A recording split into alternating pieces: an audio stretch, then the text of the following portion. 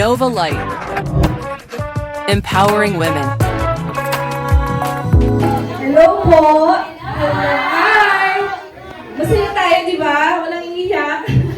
Anyway, I just want na mag-thank you. Nagulat din ako kasi may award ako. At then, syempre una-una thank you po sa Nova Lucia. Actually, just a brief testimony to encourage everyone. It's not about how I started, kundi kung paano ako nagpatuloy. Actually po, totoo sila kasi struggle kasi talaga sa akin yung transition ko from my work to Nova Lucia.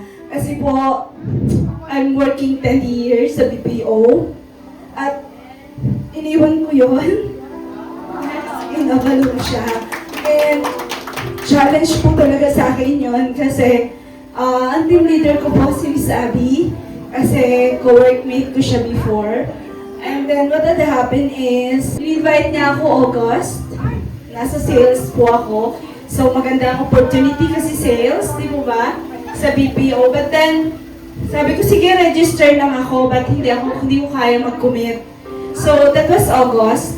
And then, wala akong ginagawa kahit ano. Wala akong balak na maglagay agad ng balance. But then, hindi dahil I think na scam siya. No, definitely not. It's because may trust po ako dun sa friend ko, di ba?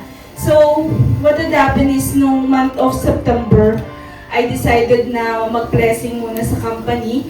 Parang boating into rivers, ano. So, nag-low ako. Nag-leave ako kunyari kasi ayoko siyang iwan versus Nova Lucia. So, but then, ang ginawa ko, itinuloy ko yung LOA sa hindi ko na pag-resign.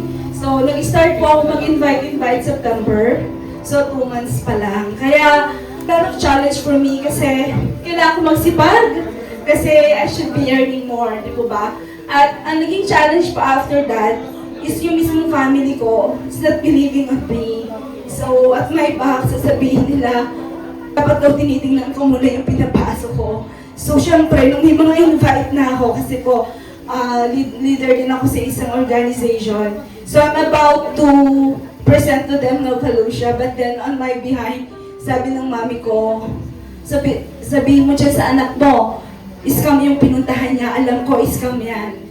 So, that was my struggle during that night, pero yun yung naging challenge sa akin na sabi ko, I will prove to them na tama yung pinasukan ko and it's Nova Lucia. Again, ang i-share ko sa inyo, hindi mahalaga kung paano ka nagsimula, ang mahalaga kung paano ka magpapatuloy. Thank you so much, Nova Lucia, and to everyone. Isisigaw nyo may forever sa Nova Lucia!